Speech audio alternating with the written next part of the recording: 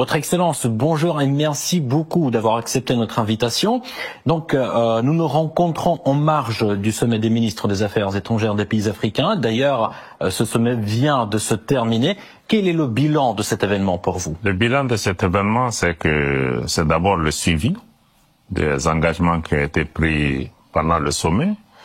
Je pense que beaucoup de pays sont venus pour pouvoir marquer leur intérêt par rapport à la collaboration entre la Russie et l'Afrique.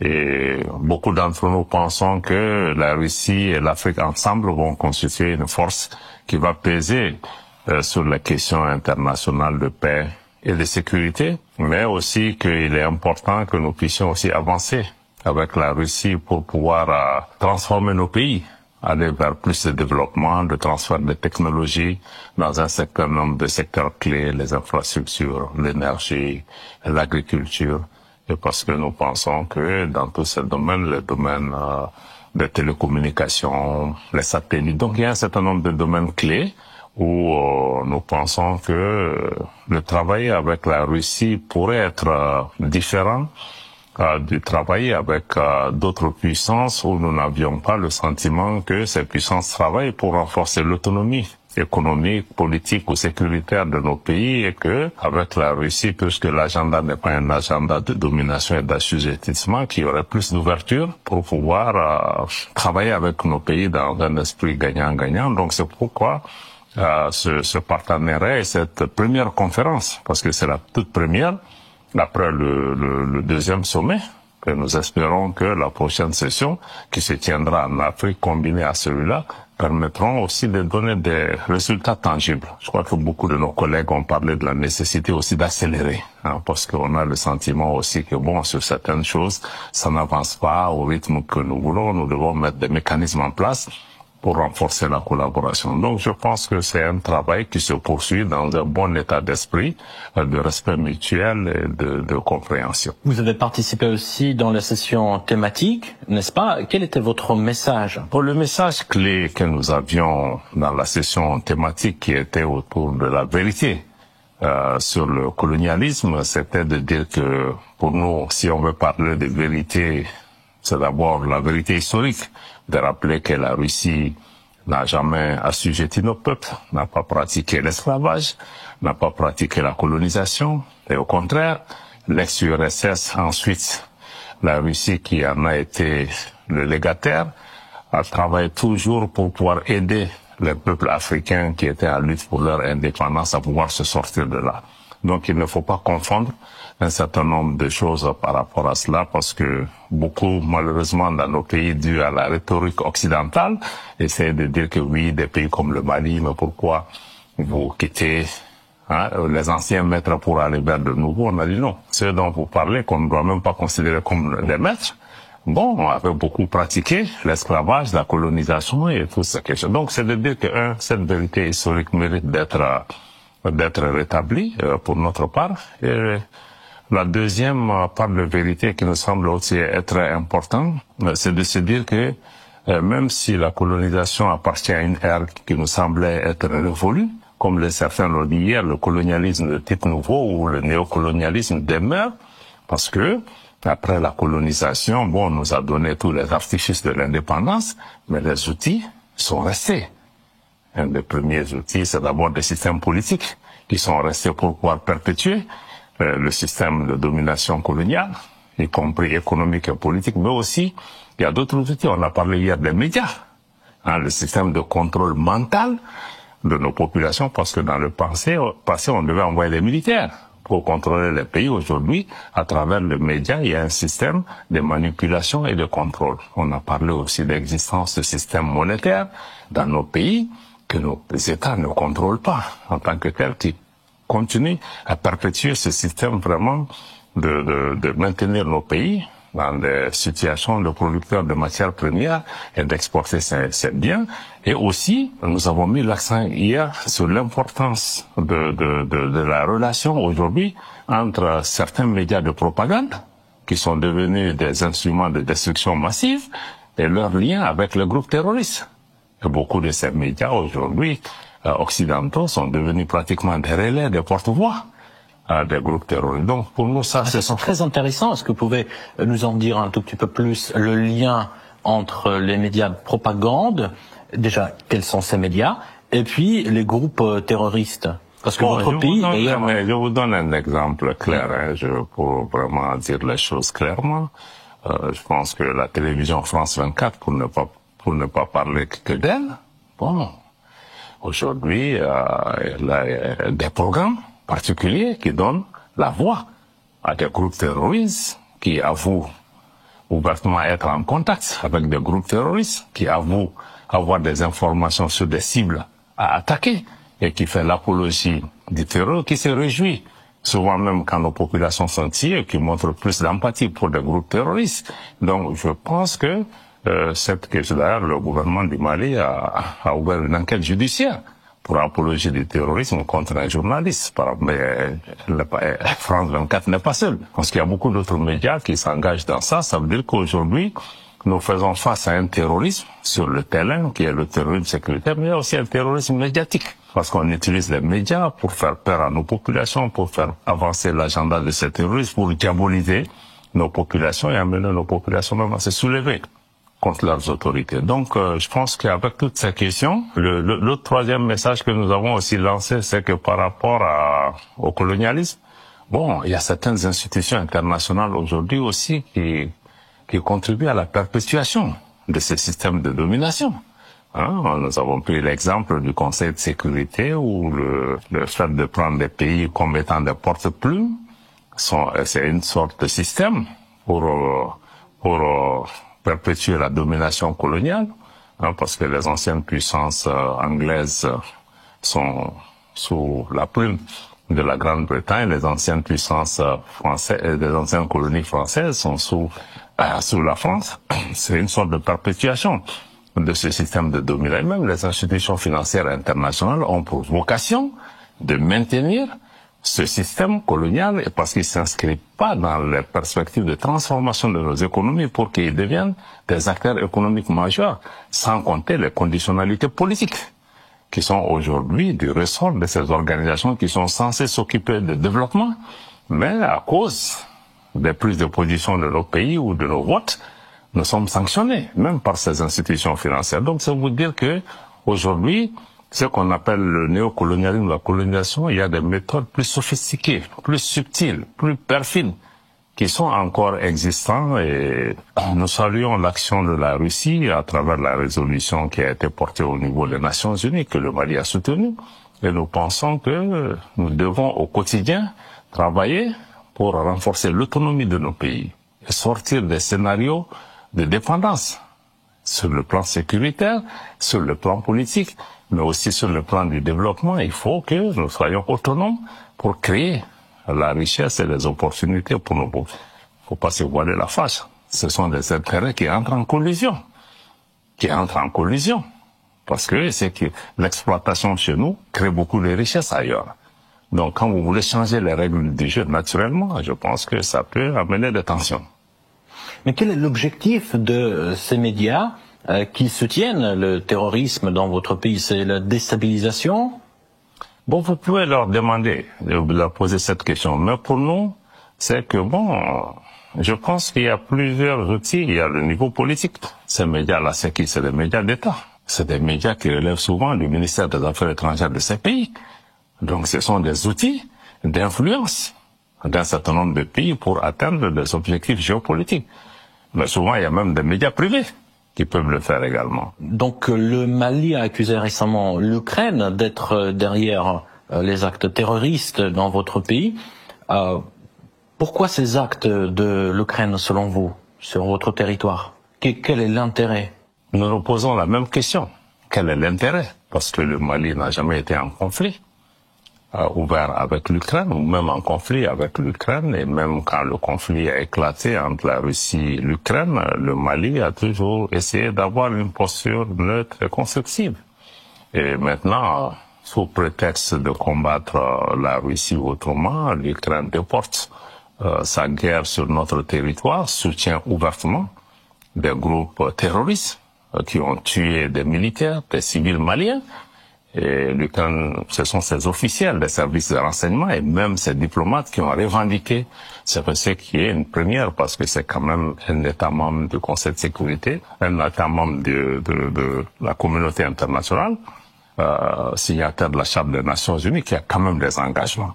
Donc c'est pourquoi le Mali, le Burkina, le Niger, nous avons porté plainte devant le Conseil de sécurité des Nations Unies. Nous n'avons pas de suite pour l'instant, mais pour nous, c'est une décision de principe que nous devions avancer, mais aussi nous avons souligné le fait que aujourd'hui l'action de l'Ukraine contribue aussi à la déstabilisation de tous les pays du Sahel et nous craignons que même des armes, une partie des armes qui sont données à l'Ukraine finissent entre les mains de ce groupe, étant donné que l'Ukraine a clamé ouvertement qu'elle les fournit non seulement en renseignement, mais en moyens logistiques. Donc, je pense que la communauté internationale, les autres pays africains ne doivent pas s'asseoir et regarder, parce que ce qui est en train de se passer chez nous aura des conséquences. Non, pas seulement pour le Mali, le Burkina et le Niger, mais largement au-delà de. Mais je sais que ça s'inscrit dans une démarche de déstabilisation de nos pays, parce que bon, il faut pas se voiler. Est-ce que l'Ukraine a tous ses moyens d'opérer à des dizaines de milliers de kilomètres? C'est l'une de mes questions. Pensez-vous qu'il puisse y avoir des forces qui sont derrière l'Ukraine? C'est évident. Nous n'avons pas de doute. Nous n'avons pas de doute parce que l'Ukraine, c'est un écran de fumée. Donc, il y a certaines puissances qui sont tapies dans l'ombre. Il y a certains États de la région qui sont aussi complices de ce qui se passe. Nous ne sommes pas dupes. Donc, je pense que l'Ukraine elle-même est utilisée pour d'autres agendas qui visent vraiment à briser la dynamique d'autonomie et de refondation qui est en cours dans nos pays. Mais on est témoin aussi du recul de l'influence occidentale dans votre pays. Quelles en sont les raisons principales? Vous savez, nous ne sommes pas dans une démarche de faire reculer ou avancer l'influence occidentale ou orientale. Le Mali, nous cherchons notre intérêt. Notre intérêt premier, c'est d'avoir un pays souverain. Un pays qui est capable d'assurer sa propre sécurité et un pays qui est capable d'évoluer de façon autonome. Un pays qui est capable aussi d'exploiter ses ressources au bénéfice de sa population. Maintenant, les partenariats qui viennent, nous l'avons indiqué, pour le Mali doivent s'inscrire dans 3 principes clés qui ont été consacrés dans notre constitution: le respect de la souveraineté du Mali, le respect des choix souverains du peuple et la prise en compte des intérêts de notre peuple. À partir du moment où un partenariat s'inscrit, dans ce cas, il n'y a pas de problème. Malheureusement, il y a beaucoup de partenariats qui ne s'inscrivent pas dans ce cadre. Et bon, le Mali continuera à être ouvert à travailler avec les uns et les autres. Donc, nous travaillons par principe, nous travaillons par objectif. Nous n'avons pas d'animosité ou de sympathie particulière par rapport à ça. Je pense que tous les pays cherchent leur intérêt. Mais il faut que ça se fasse dans le respect mutuel et dans un esprit de partenariat gagnant-gagnant et non dans un esprit de domination parce que certains partenaires agissent ou se comportent comme si nous leur appartenions. Et où on nous a dit à un moment que bon, le Mali, vous ne pouvez pas parler à tel, vous ne pouvez pas voir tel partenaire, vous ne pouvez pas agir, y compris le fait que même notre armée sur notre territoire était interdit d'accéder à des parties de notre. Donc je pense que ce sont ces questions fondamentales de principe qui nous ont mis en difficulté avec certains partenaires, mais nous restons ouverts. Nous restons ouverts tant que l'intérêt du Mali et des Maliens est respecté, et tant qu'un partenaire trouve son compte dedans, je pense que nous pouvons marcher ensemble. Alors, vous venez de parler du respect mutuel des intérêts. Est-ce qu'il y a cet élément dans les relations entre la Russie et le Mali? Absolument. Je pense que c'est d'abord un partenariat qui, de notre point de vue, est sincère et pragmatique, parce que dès le début, ce que le Mali a cherché, c'était simple. C'est vrai qu'on avait une relation historique avec l'ex-URSS, qui a aidé à former beaucoup de la majorité des hommes en uniforme au Mali, et même beaucoup de civils, d'ingénieurs. Mais les évolutions qu'il y a eu ces 3-4 dernières années, c'était dû au fait que le Mali a constaté que malgré le partenariat avec les Nations Unies, avec beaucoup de partenaires européens, occidentaux et autres, sur une dizaine d'années, tout l'investissement qui a été fait pour sécuriser notre pays n'a pas été un succès, ne nous a pas permis d'assurer notre sécurité. Et nous avons décidé de changer de paradigme sécuritaire en nous disant que bon, on ne va plus compter sur sa force étrangère. Nous voulons faire en sorte que la sécurité des Maliens soit mise entre les mains des Maliens. Et que pour cela, il fallait équiper, former les forces de défense et de sécurité du Mali pour les mettre en position de se sacrifier, mais aussi de défendre l'intégrité territoriale et l'indépendance de notre pays. C'est en ce moment que nous sommes tournés vers beaucoup de ces partenaires traditionnels, bon, qui pratiquement, il y avait une sorte d'embargo, de fait ou non dit, vis-à-vis de notre pays où nous n'avons pas accès aux équipements, aux moyens aériens, aux équipements militaires dont nous avons besoin pour pouvoir nous battre. Parce qu'il y avait chaque fois des complications, même si on veut acheter avec nos ressources. C'est dans ces conditions que nous nous sommes tournés vers la Russie qui n'a pas ces conditionnalités politiques à notre égard et qui acceptait de pouvoir travailler avec nous sur la base d'un partenariat gagnant. La Russie répondait à nos besoins et répondait à nos besoins de façon prompte. Parce que nous faisons face à des groupes terroristes les plus violents sur la planète. Nous avions pesé la situation, chez nous, était une situation de survie. C'est un défi existentiel. Pendant que ces partenaires, certains partenaires avec lesquels on achète un avion, même juste de transport de troupes, on met 1 an. C'est livré 1 an après le délai de livraison. Donc, c'est dans ces conditions que nous travaillons avec la Russie, et parce que nous avons des besoins. La Russie a des capacités. Et elle accepte que nous puissions travailler dans des termes qui sont aussi acceptables pour le Mali. Et notre objectif est de mettre notre armée en capacité d'assurer la sécurité du Mali de façon autonome. Et aussi, nous avons un partenariat politique avec la Russie parce que ce n'est pas qu'une relation mercantile. Au niveau international, sur les questions des droits de l'homme, sur les questions de souveraineté nationale, le Mali et la Russie partagent des vues similaires, ce qui nous amène à nous soutenir mutuellement au niveau des Nations Unies. La Russie a dû même mettre un veto pour pouvoir empêcher la continuation du régime de sanctions contre le Mali. Le Mali aussi a apporté son appui à la Russie quand elle est attaquée sur beaucoup de résolutions. La Russie ça maintenant. Je pense que nous sommes dans une relation où chacun a ses intérêts, ses objectifs et nous travaillons à pouvoir avancer cet agenda, mais dans le respect mutuel. Vous avez parlé de la coopération en matière de défense. Est-ce qu'il y a des résultats concrets de cette coopération? Le résultat, c'est quoi? Nous étions là pendant 10 ans. Nous avions toutes les forces internationales qui existaient au niveau du Mali. Je crois que plus de peut-être 30 000 hommes, si vous incluez tous les partenariats que nous avions, qui ne donnaient pas de résultats. L'armée malienne a été pratiquement reconstruite. Nous avions une bonne partie du nord du pays qui était occupée par des groupes indépendantistes, rebelles, des groupes terroristes ou autres. Le centre du pays était aussi sous les conflits intercommunautaires.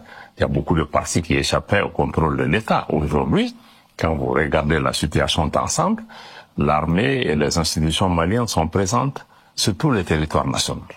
Je ne peux pas dire qu'on assure la sécurité à 100% parce qu'il y a des groupes qui demeurent actifs, mais nous pouvons aller partout sur notre territoire avec nos propres moyens au moment où le Mali ne reçoit presque aucune assistance internationale qu'elle recevait auparavant. Donc c'est dire qu'aujourd'hui même sur le plan, il y a une amélioration substantielle de la sécurité.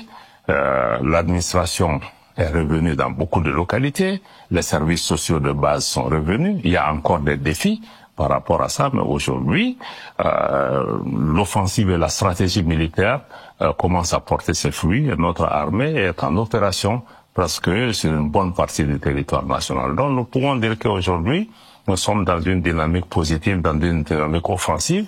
Les défis sont là, nous allons continuer à y faire face. Est-ce que vous ressentez le besoin de la part de la population malienne d'avoir l'accès aux sources d'informations alternatives? C'est une évidence. C'est une évidence. Nous voulons que notre population soit bien informée. D'abord, il est important pour le Mali, l'État malien, les institutions publiques maliennes et privées maliennes, d'avoir les moyens qu'il faut pour pouvoir aussi générer l'information pour notre population. Et que si cette première phase est faite, parce que même si on a des médias étrangers qui viennent, il faut que vous ayez aussi des partenaires locaux qui sont en mesure aussi de faire le travail. Mais donc, une fois qu'on a cet environnement national qui est amélioré, il est important pour nous aussi d'avoir des médias comme le vôtre ou d'autres qui essaient de travailler pour donner d'autres informations alternatives qui donnent quand même le choix.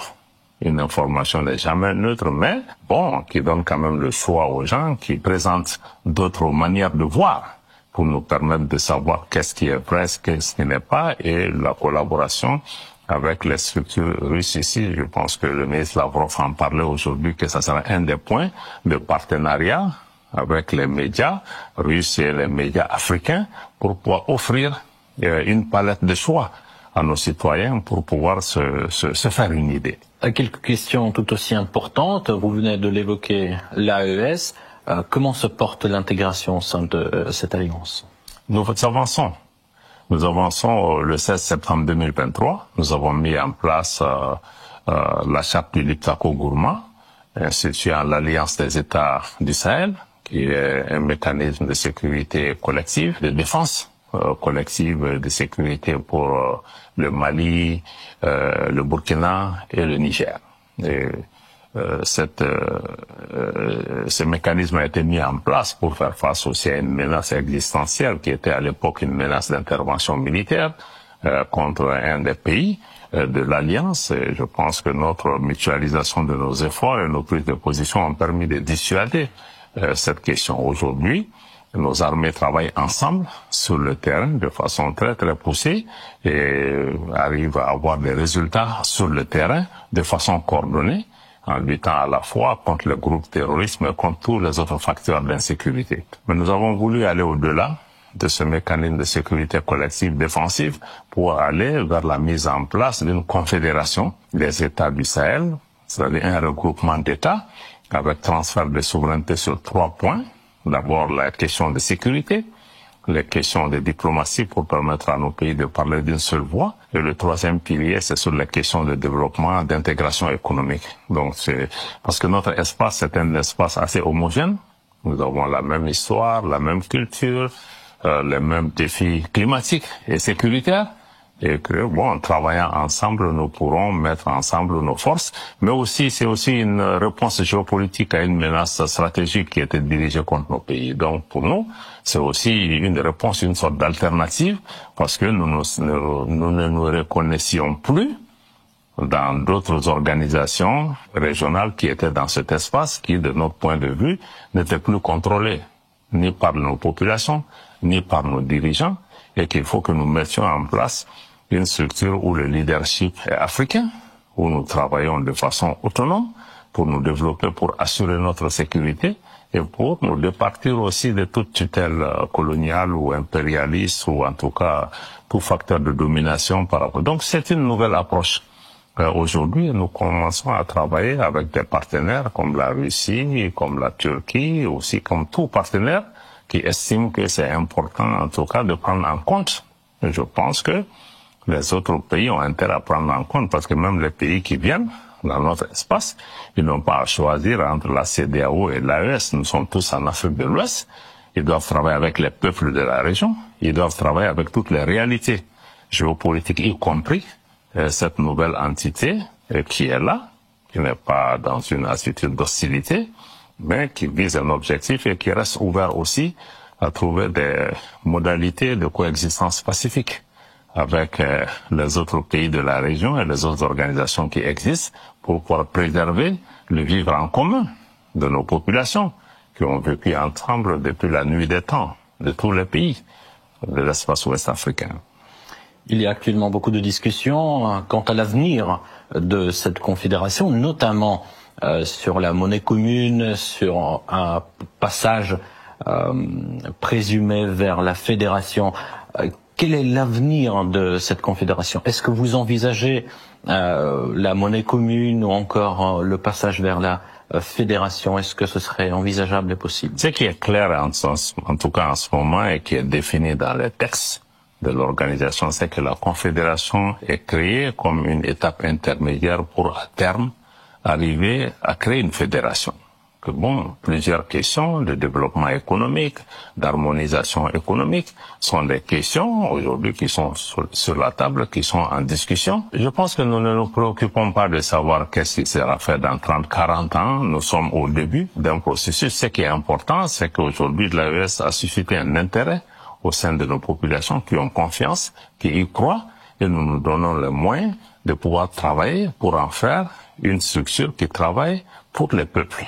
Parce qu'en définitive, l'avenir appartient à nos peuples, à nos populations. Nous, les gouvernants, nous n'avons pas vocation à rester.